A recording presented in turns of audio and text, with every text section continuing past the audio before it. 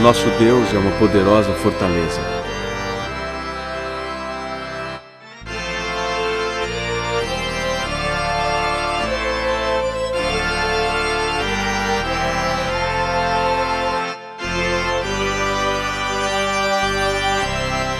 Protestantismo.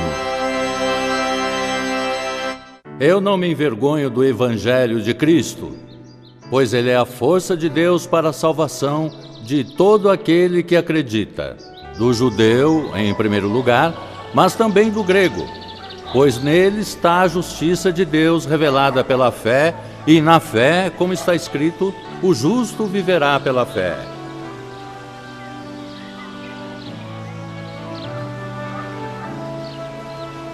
No século XVI, uma série dramática de protestos religiosos, sociais e políticos produziu uma nova e influente forma de cristianismo, que logo cresceria para rivalizar com o católico e o ortodoxo, como o terceiro grande ramo da maior religião na Europa. Mais tarde, o protestantismo se espalharia mundialmente em um dos maiores movimentos religiosos da história. O protestantismo, ou cristianismo protestante, ganhou seu nome do protesto, que foi o documento de protesto editado em 1529 por 6 príncipes alemães e representantes de 14 cidades ao sul da Alemanha. Esta aliança se rebelava contra as decisões religiosas da Assembleia Imperial de Speyer, que tentava unificar territórios do Sacro Império Romano, que seriam as terras das modernas Suíça, Áustria e Alemanha, impondo uniformidade de culto. O documento declara 2 princípios que estão no âmago da compreensão protestante do cristianismo. O mesmo par de princípios fora declarado pelo padre alemão Martinho Lutero, em seu famoso confronto tanto com a Igreja Católica Romana quanto com o Sacro Império Romano em 1521. O primeiro princípio é o de que a palavra de Deus é uma autoridade maior do que qualquer autoridade humana. O segundo princípio é o de que só a consciência justifica a oposição a certos decretos eclesiásticos. Na cidade de Worms, uma combinação de soberanos territoriais e líderes da igreja se encontraram na chamada Dieta de Worms e convocaram Lutero a se apresentar, exigindo que ele se retratasse de suas doutrinas. O confronto entre Lutero e a Igreja Católica Romana levaria ao protesto 8 anos mais tarde. O protestantismo começou como um movimento modesto para tratar de certos problemas na estrutura existente da Igreja e do Estado.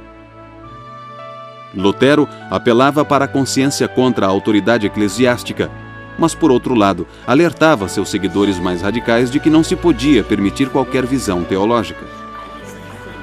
Os contestadores em Speyer pediam liberdade de consciência religiosa, mas só para defender sua própria interpretação do cristianismo. 2 coisas ocupam o âmago da tradição protestante. Uma é a confiança na autoridade da Escritura. Este antigo conjunto de escritos esclarece o modo de vermos o mundo. O segundo tema no âmago e cerne do movimento protestante tem sido essa convicção de que nós somos perdoados, embora sejamos imperdoáveis. Que não precisamos merecer nossa salvação. Ela nos é dada de graça como um dom. Nós temos a liberdade de ser o que somos. A invenção da imprensa por volta de 1 século antes estava tornando cópias da Bíblia mais amplamente disponíveis. Vários cristãos passaram a decidir por si sós qual o sentido da Escritura. Apesar de não chegarem a um acordo, a primeira geração de protestantes queria que seus seguidores tivessem as mesmas convicções teológicas. Eles se concentravam no que julgavam ser os erros da Igreja. Segundo a Confissão de Genebra, concentrando-se a glória em Deus, os protestantes não sucumbiriam à glorificação de coisas humanas, que se tornara tão saliente na Igreja Católica Romana. A reforma no Sacro Império Romano logo tinha 2 facções.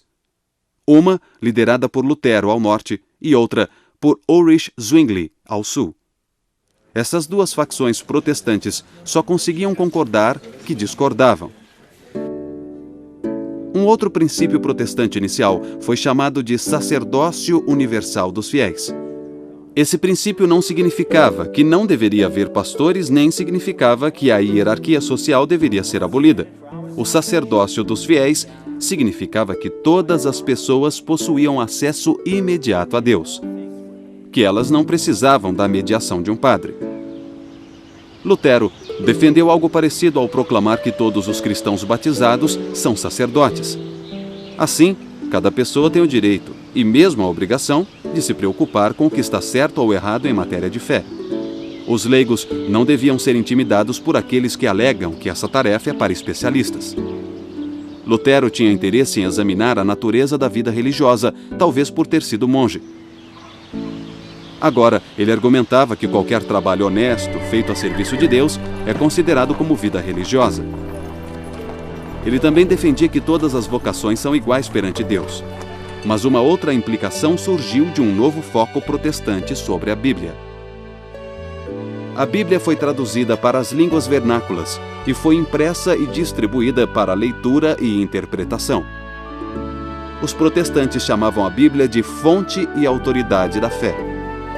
E eles a viam como um livro para o povo, como o centro da devoção e do culto particular e coletivo.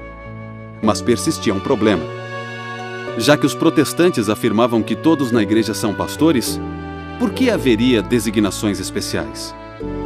A maioria dos primeiros reformadores acreditava que se deveria escolher pastores para a realização de certas tarefas. A Bíblia não era para ser compreendida, mas sim dramatizada. Tornou-se mais importante do que nunca que leigos soubessem ler e que fossem educados nas doutrinas básicas da fé. A tarefa do pastor não era tanto a de conduzir um ritual formal, mas sim a de expor a palavra ou anunciar o evangelho. Assim, o sermão tornou-se o evento central do culto religioso. Alguns grupos, como os Quakers em meados do século XVII, eram contra os chamados pastores mercenários, que aceitavam pagamentos pelos seus serviços. Eles se queixavam que isso separava os pastores dos leigos. Após lutas, conflitos e debates nas primeiras décadas da Reforma, surgiram 4 formas distintas de protestantismo. São as expressões luterana, reformada, radical e anglicana do protestantismo. Esses movimentos apareceram primeiro na Europa, depois nos Estados Unidos e em outras partes do mundo. O primeiro dos movimentos protestantes foi o luterano. O movimento luterano começou quando o padre católico Martinho Lutero, em 1517, pregou sua lista de 95 teses na porta de sua igreja em Wittenberg, Alemanha. Lutero baseou-se em sua própria experiência para criar uma nova compreensão da fé. Ele insistia que os humanos são incapazes de serem virtuosos sozinhos e que a retidão vem unicamente de Deus com o perdão dos pecados. No culto, Lutero manteve mais elementos da missa católica tradicional do que os outros grupos protestantes. Ele acreditava que alguns rituais continham uma tradição antiga e venerável. Mas a doutrina católica da transubstanciação, segundo a qual, durante a comunhão, o vinho e o pão literalmente tornam-se o corpo e o sangue de Cristo, foi substituída por Lutero pela doutrina da presença real. A doutrina revisada de Lutero diz que o vinho e o pão não são alterados metafisicamente, mas apenas que Jesus realmente se faz presente durante a comunhão. Lutero baseou sua doutrina na declaração de Jesus na última ceia, quando ele quebrou o pão e disse: "Este é o meu corpo." Lutero manteve 2 sacramentos, o do batismo e o da comunhão. Mas os outros 5 sacramentos católicos, crisma, penitência, unção dos enfermos, ordem e matrimônio, foram abandonados ou rebaixados para algo inferior a sacramentos. Lutero dizia que Cristo não os teria instituído e que a esses outros sacramentos faltava a promessa da graça. Da mesma maneira, Lutero abandonou dogmas católicos como o do purgatório, o das relíquias de santos e o do acúmulo de méritos. Ele acreditava que esses dogmas não possuíam respaldo bíblico claro. Ulrich Zwingli estava mais para um pastor político. Como ardente patriota suíço, ele defendia os direitos de seu país contra as intromissões de autoridades políticas e eclesiásticas externas. Quando Zwingli assumiu a posição de pastor em Zurique, em 1519, ele chamou atenção ao declarar que pregaria continuamente a partir do Novo Testamento. Zwingli disse que basearia toda a devoção religiosa unicamente na autoridade da Escritura. Isso o levou a se opor a várias práticas católicas tradicionais, tais como o jejum, a prece aos santos, a doutrina do purgatório e a obrigação de pagar o dízimo. O Concílio de Zurique exigia um debate público entre Zwingli e os representantes do bispo. Para esta ocasião, Zwingli produziu 67 artigos, vários deles centrados no tema emergente da liberdade com relação às regras e às restrições eclesiásticas. As modificações de Zwingli acabaram por tornar-se um padrão para as igrejas reformadas. Em contraste com a abordagem luterana, Zwingli afirmava que a igreja devia fazer apenas o que consta nas Escrituras. Não pode apenas evitar o que é condenado. As diferentes igrejas reformadas aplicaram esse princípio diversamente, mas todas eliminaram muito mais da liturgia católica tradicional que os luteranos. A arte era muito importante nas igrejas antes da Reforma. Muitas pessoas não sabiam ler, o latim usado na missa não era compreendido pelas pessoas, então os fiéis se sentavam no santuário. Sem saber exatamente o que ocorria, não participavam ativamente da missa.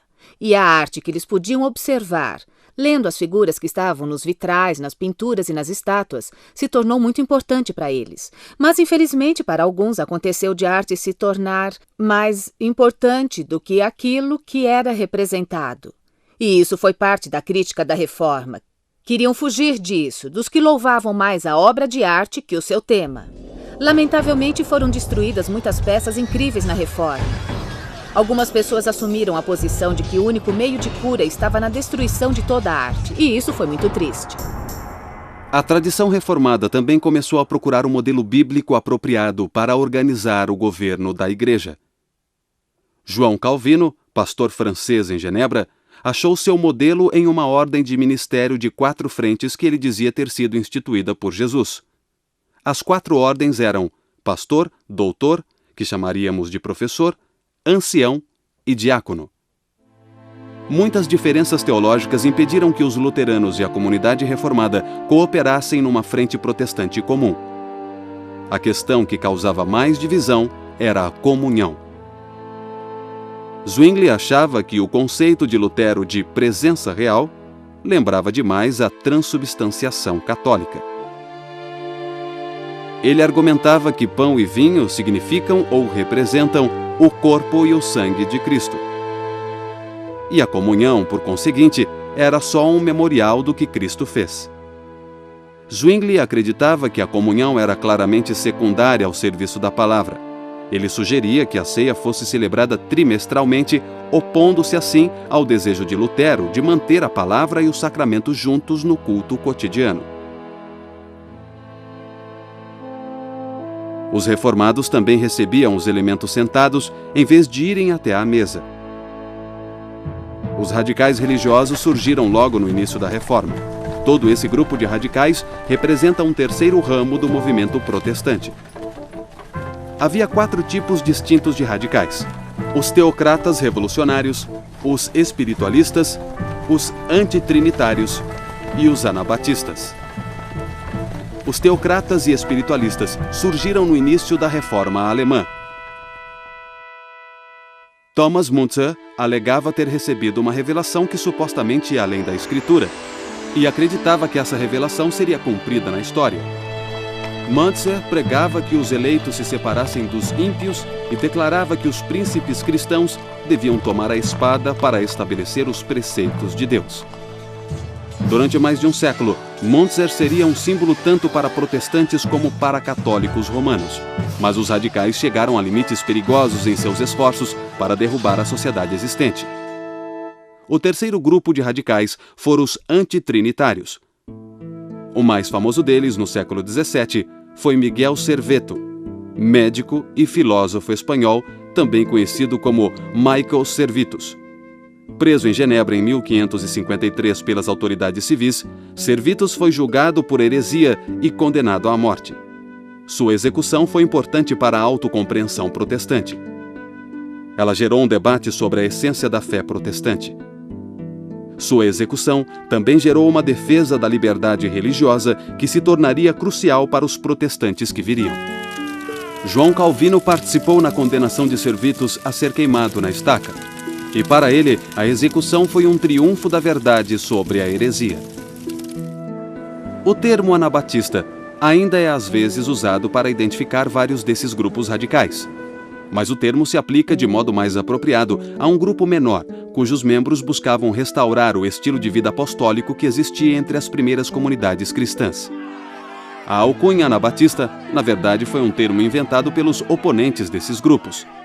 Anabatista quer dizer rebatizador e é usado para grupos que creem que o batismo não é para crianças. Os anabatistas creem que o batismo é só para os que podem confessar sua fé. Os grupos anabatistas mais significativos foram os irmãos suíços, os menonitas e os luteritas. Os menonitas levam o nome de seu teólogo líder e antigo padre, Menno Simon, e ficavam na Holanda e no norte da Alemanha após 1540. Na América do Norte, descendentes da tradição menonita incluem várias comunidades Amish em áreas rurais de vários estados e no oeste do Canadá. Os anabatistas foram presos, banidos ou executados em graus variados ao longo dos séculos XVI e XVII. As razões legais para essa perseguição eram violação da lei civil, rebelião e heresia. A perseguição foi ampla o bastante para criar entre os anabatistas um sentimento de igreja de mártires. É impossível para os batistas documentarem sua história do modo como outros o fizeram. A documentação é difícil para um grupo perseguido. Por não tolerarmos manipulação em questões religiosas, fomos severamente perseguidos até o ponto de sermos mortos em nossos primórdios. Em especial, onde soberanos resolviam decretar que todos naquele país deviam aderir à mesma igreja. Sentíamos que ser de uma igreja deveria ser uma conclusão da experiência religiosa. Cada um precisa ter uma experiência pessoal com o Senhor. Alguns creem que você precisa ser batizado para ser salvo. Os batistas nunca defenderam isso. Eles acreditam que você é salvo pela graça através da fé. Se batizamos por imersão, é porque isso é uma representação do que aconteceu com Cristo. Ele foi morto, foi enterrado e ressuscitou. O batismo vem depois da conversão e não como parte dela. Assim é retratado o que acontece ao indivíduo em sua confiança em Cristo. Ele é enterrado para sua antiga vida de pecados e ressuscita uma nova vida em Cristo Jesus. Por mais de 1000 anos, a Inglaterra foi católica. No ano de 1509, Henrique VIII subiu ao trono. Ele desposou Catarina de Aragão, mas ela e Henrique não conseguiram gerar um herdeiro homem. Em 1527, Henrique decidiu que o casamento deveria ser desfeito. Mas o Papa se recusou a conceder uma anulação. O parlamento inglês aprovou o ato de supremacia em 1534, que declarava o rei Henrique VIII como a autoridade suprema da Igreja da Inglaterra. Alguns viram tal lei como o início do protestantismo na Inglaterra. Outros viram a Igreja Anglicana como continuação da Igreja Católica. Mas desde então, como igreja inglesa com uma autoridade local, o rei. O intuito da Igreja da Inglaterra no século XVI era ser uma igreja verdadeiramente nacional. Era para ser a Igreja na Inglaterra, não uma denominação à parte, necessariamente a Igreja de todas as pessoas. De certo modo, foi o desenvolvimento natural do que acontecia na Europa daquela época. Os Estados-nação estavam em formação, estavam descontentes com o poder internacional com o papado. Do século XIV em diante, na França, Itália, Alemanha, Espanha, todos os países diziam: queremos continuar católicos romanos na teologia, mas queremos o controle de nossa própria igreja. De certo modo, era tudo o que Henrique VIII queria. Para aqueles que haviam como continuação da Igreja Católica, a Igreja da Inglaterra agora se tornara um meio-termo entre o protestantismo e o catolicismo romano. O protestante Thomas Cranmer ajudou a resolver o problema marital de Henrique VIII ao propor que a questão fosse colocada não ao Papa, mas sim aos teólogos das universidades. O primeiro livro de liturgia comum, escrito em 1549 e revisado em 1552, fora em grande parte obra do protestante Thomas Cranmer. Este é o livro de 1549, o primeiro livro de liturgia comum de Cranmer. Sua importância foi que ele se inspirou muito na beleza da liturgia católica da Idade Média, mas traduzindo-a para o vernáculo para ser acessível a todo o povo. O anglicanismo sempre considerou que, apesar da importância do clero e da importância dos bispos, o verdadeiro povo de Deus são os leigos, são todos os batizados que agora participavam totalmente do culto graças ao trabalho de Cranmer. Em 1533, Cranmer tornou-se arcebispo de Canterbury. Em 1553, o catolicismo foi restaurado na Inglaterra, quando Maria, a filha católica de Catarina, tornou-se rainha. Cranmer foi queimado na estaca junto com algumas centenas de outros hereges protestantes. Outros protestantes fugiram para a Europa continental para cidades protestantes, como Estrasburgo, Frankfurt e Genebra. Quando Maria morreu em 1558, Isabel subiu ao trono. Ela era filha de Ana Bolena, segunda esposa de Henrique VIII, e como rainha, foi virtualmente impelida por tal descendência a ficar do lado dos protestantes. A Inglaterra voltava ao protestantismo e os exilados podiam voltar para ajudar a protestantizar a Igreja inglesa. Entre aqueles que divergiam do padrão anglicano estava um grupo chamado de puritanos. Eles surgiram em parte de uma disputa sobre o governo da Igreja.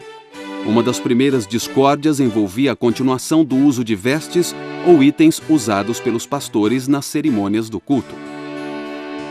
Um dos símbolos inconfundíveis do bispo é o báculo.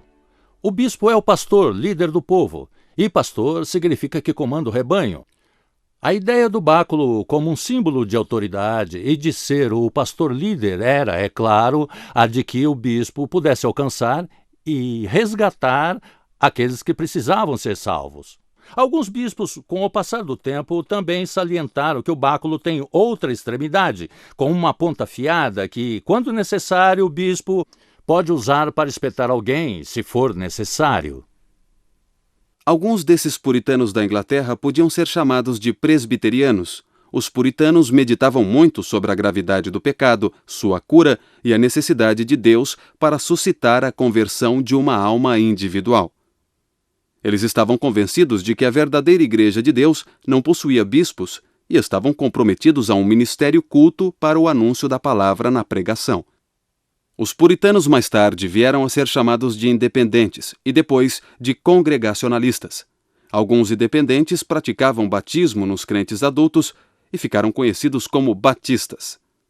A Igreja estabelecida e o Estado da Inglaterra se uniram para resistir a esses críticos, perseguindo muitos deles. Após a era protestante da Reforma, um período de consolidação começou a delinear fronteiras teológicas e políticas na Europa. Em 1555, a Paz de Augsburgo acabou com as guerras entre os luteranos e os exércitos católicos do imperador do Sacro Império Romano, Carlos V.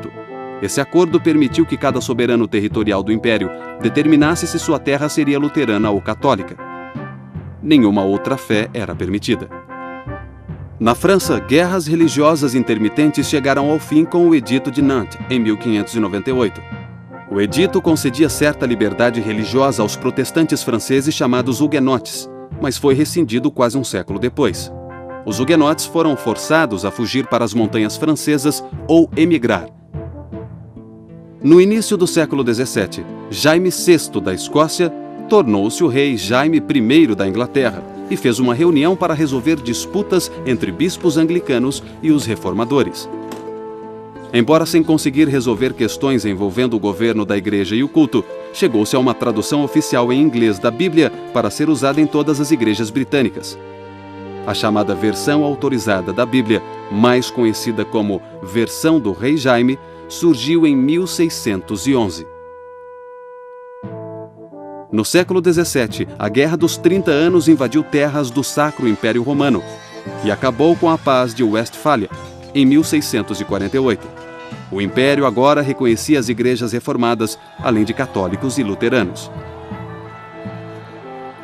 As guerras civis inglesas na década de 1640 deram liberdade por alguns anos para os presbiterianos, dissidentes independentes e quakers.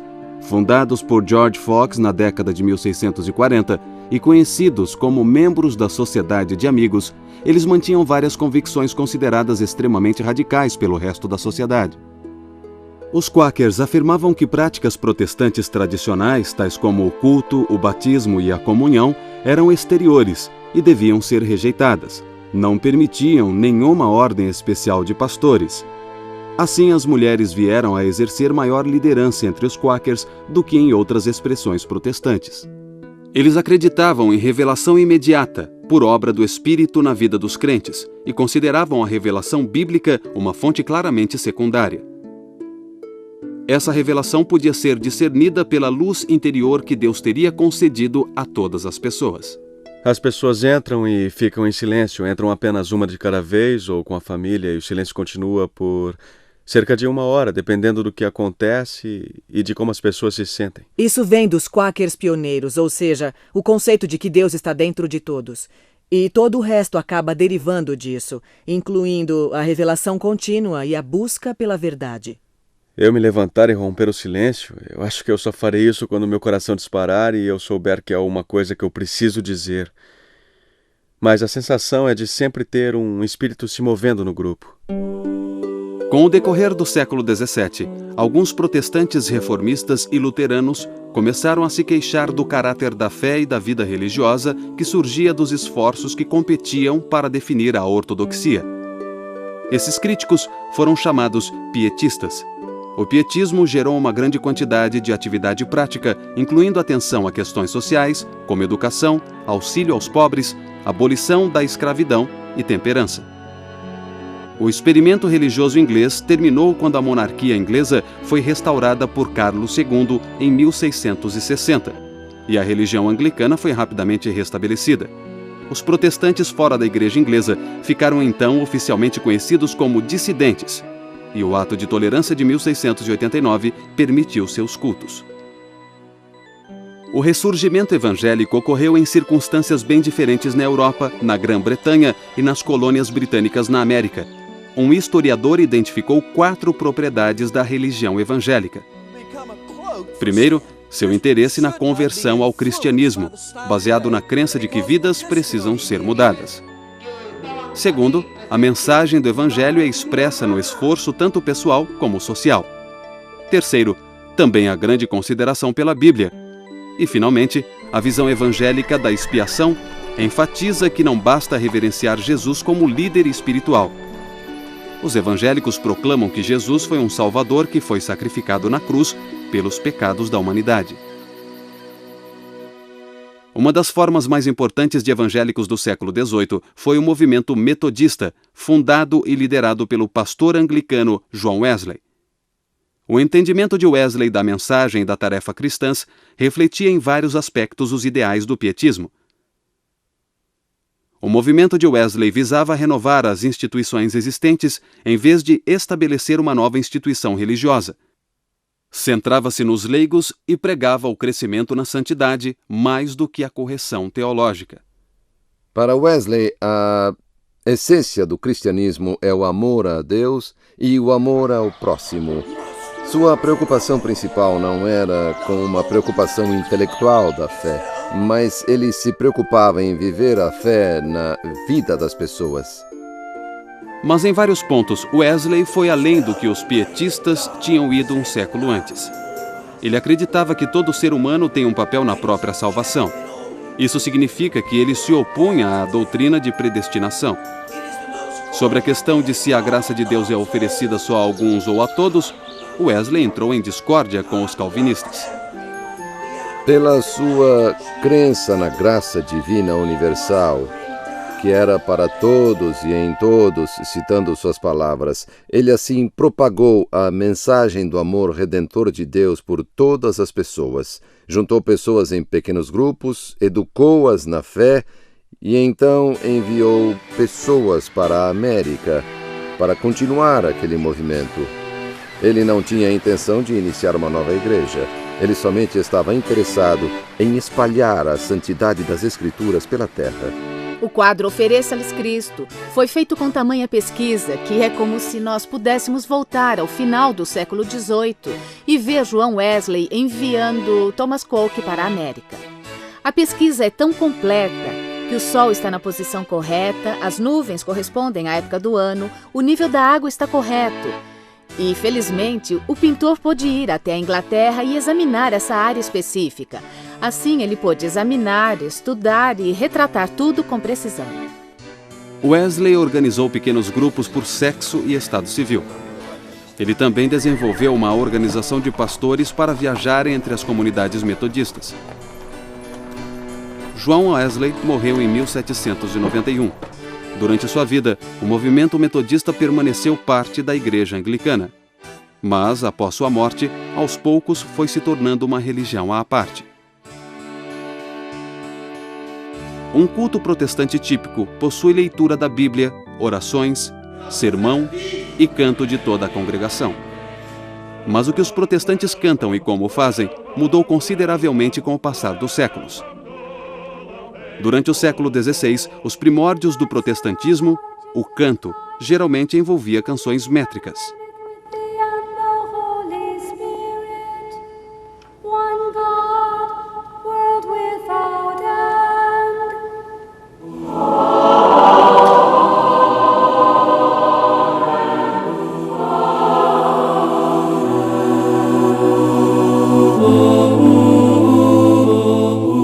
Os primeiros protestantes só aceitavam orações contendo as próprias palavras de Deus. Assim, diziam que o saltério era o inário cristão por excelência.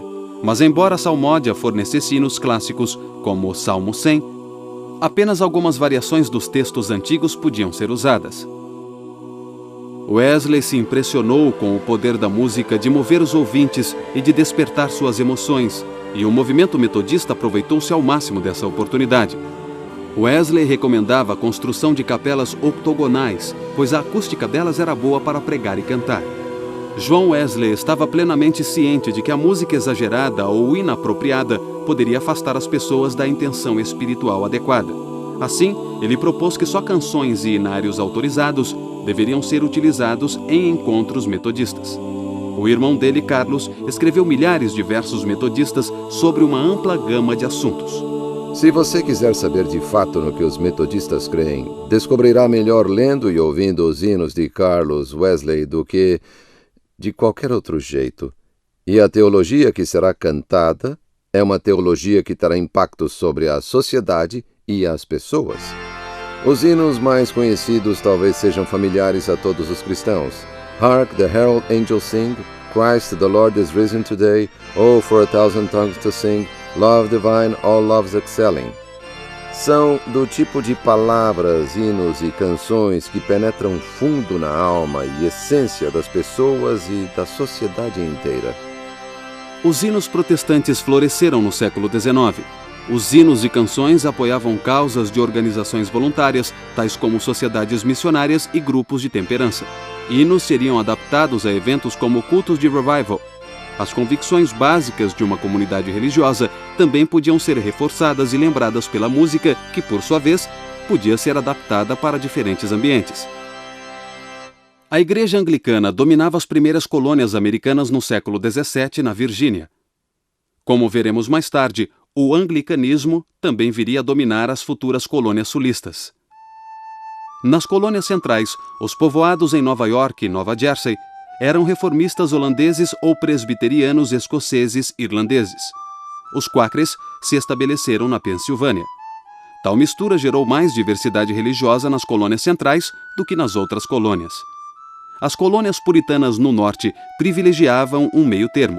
Elas não eram nem sectárias, nem episcopais, mas um agregado de congregações individuais cujos membros comandavam a comunidade.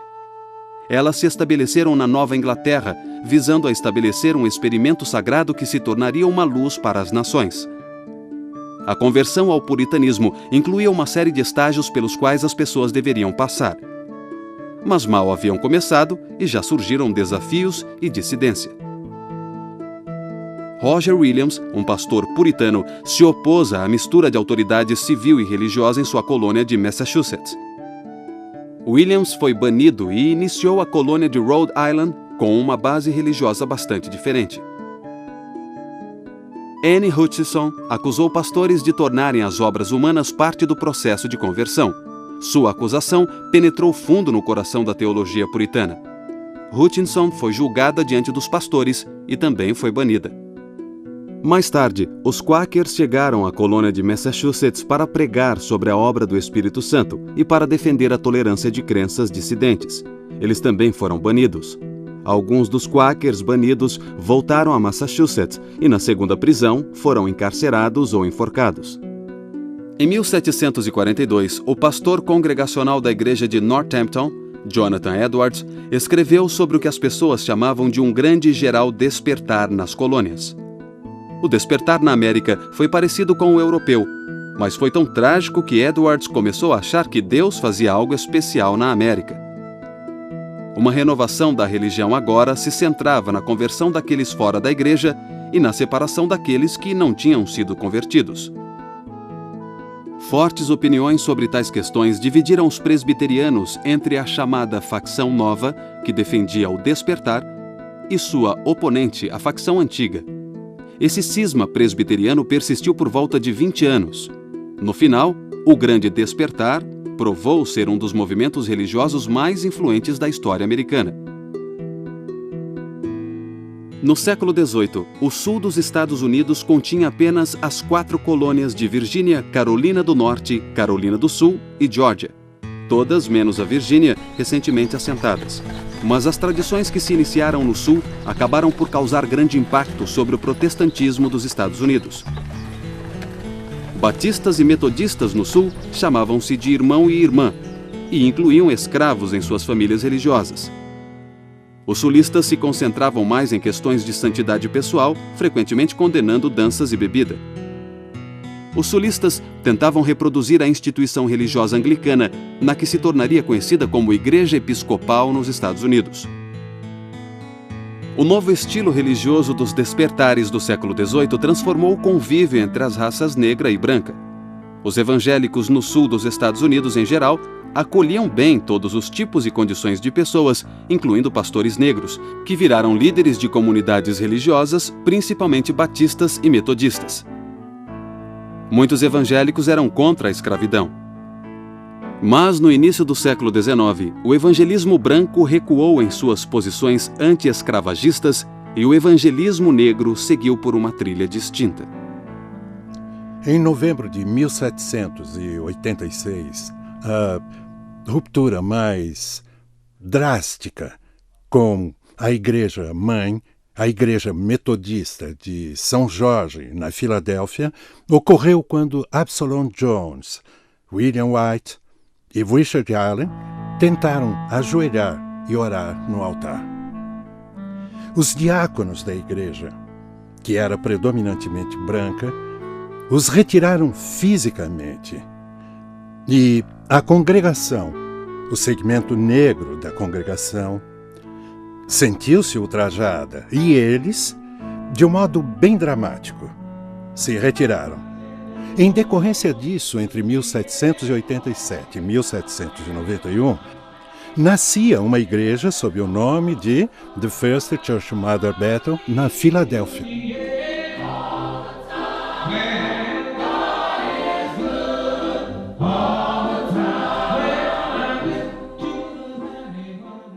O novo estilo religioso do século XIX era cada vez mais baseado em valores democráticos, algo que metodistas e batistas possuíam em abundância. Em seus pastores, eles queriam entusiasmo mais que educação e encorajavam ativamente a participação dos leigos em todos os aspectos da obra, incluindo a pregação. Os pastores itinerantes se adaptaram muito bem à expansão da fronteira ocidental. E a ênfase metodista e batista no livre-arbítrio, em vez de predestinação, se encaixou ao espírito da nação. Tal panorama se tornou a base para uma nova onda de revivals no primeiro terço do século XIX. A energia espiritual dos revivals espalharia novas denominações protestantes, como a Igreja Presbiteriana de Cumberland e a Igreja Cristã ou Discípulos de Cristo. O fenômeno que estava tomando o Kentucky naquela época foi o segundo grande despertar, em especial o grande revival em Ken Ridge, em agosto de 1801, e acabou por ser o mais climático e grandioso de todos os revivals. Havia pessoas de todas e de nenhuma convicção religiosa. Mas um fenômeno surgiu que ainda nos causa espanto hoje, como causava naquela época. As pessoas se surpreendiam fazendo exercícios espirituais. Algumas rolavam no chão, algumas latiam como cães, outras tinham grandes surtos de gargalhadas. É um mistério, mas quem pode explicar tudo que se relaciona com o espírito? Porém, existe um acordo que é o poder desse momento de transcender as divisões entre as denominações. Presbiterianos ouvem metodistas, metodistas ouvem batistas. Que bom era estar em comunhão no mesmo espírito, na adoração de Deus. Normalmente, as mulheres não podiam se tornar líderes protestantes, mas muitas participavam daquele entusiasmo, empregando-o a seu modo. Frances Willard organizou mulheres para apoiar a temperança. Algumas mulheres, como Jarina Lee, reivindicavam o direito de pregar. A chamada Era Moderna tem sido caracterizada com termos sugestivos tais como liberal e democrática. Foi a época do desenvolvimento de impérios industriais e complexos urbanos. A modernidade também foi caracterizada por ideias que incluem o capitalismo, o nacionalismo, o colonialismo e o darwinismo. Para os protestantes, a Era Moderna foi cheia de oportunidades e ansiedade. Os protestantes liberais acreditavam que a fé religiosa é consistente com a crítica acadêmica e que se pode descartar muito das velhas tradições a fim de preservar a essência da mensagem cristã. Para os liberais, a pior coisa que os cristãos podiam fazer seria tentar proteger ou isolar a Bíblia de seus críticos. Assim, para os protestantes liberais, a Bíblia é um livro humano e histórico, assim como a religião é um fenômeno humano. O século XIX também testemunhou um ressurgimento conservador entre os protestantes, e não apenas entre devotos antiquados do tipo que interpretam literalmente os relatos da criação no Gênesis. Os liberais alegavam que o homem tem a capacidade de conhecer o desejo de Deus. Os conservadores argumentavam o contrário, que Deus só é conhecido por meio da revelação bíblica. Os textos bíblicos mencionam o chamado fim dos tempos, e espera-se que Jesus Cristo volte em glória. Os pré-milenaristas acreditavam que nos aproximávamos desse milênio. Eles rejeitavam a esperança liberal nas possibilidades humanas na Terra. Eles alegavam que a volta de Cristo seria um cataclisma carregando os crentes para fora do mundo para estar com Deus. E eu vi o céu aberto, apareceu um cavalo branco, e o seu cavaleiro se chama Fiel e Verdadeiro. Ele julga e combate com justiça. Algumas visões milenaristas geraram novas religiões no século XIX. A mais notável foram as igrejas adventistas, que surgiram após um fazendeiro de Nova York, William Miller, prever que Cristo voltaria em 1844. Liberais e conservadores coexistiam sob a mesma denominação. Nos pontos extremos do debate, houve discussões notáveis, incluindo cismas de denominações e até julgamentos de heresia. Mas tais conflitos não geraram grandes reajustes institucionais. No século XX, o movimento ecumênico também remodelou o juízo cristão sobre outras religiões. A postura antiga de rejeitar e condenar religiões não cristãs foi questionada. A mensagem evangélica tradicional de simplicidade e clareza, centrada na confiabilidade na Bíblia e na salvação em Jesus Cristo, atraiu muitos seguidores na metade final do século XX. Da mesma forma que os protestantes conservadores apoiaram causas politicamente conservadoras, os protestantes liberais também atuaram ativamente a favor de causas politicamente liberais. Questões como homossexualismo, aborto, política externa e ambientalismo tornaram-se polêmicas religiosas. Elas invocam poderosos ideais e compromissos religiosos quando cristãos se deparam com questões que inflamam a vida política moderna. Protestante é um termo amplo e flexível. Se indagados, poucos membros de igrejas protestantes se identificariam primeiro como protestantes. Uma provável primeira descrição seria cristão ou o nome de uma denominação específica, ou adjetivos definidores como evangélico ou pentecostal. Vários protestantes têm diferentes visões da natureza da igreja, do ministério, do culto e da autoridade religiosa. Eles celebram o batismo e a comunhão de modos diferentes e associam diferentes significados a esses dois sacramentos. E apesar da diversidade das ideias protestantes ou da volatilidade que isso traz, os compromissos fundamentais do protestantismo continuam a dar significado e vitalidade a essa expressão ampla e mundial da religião cristã.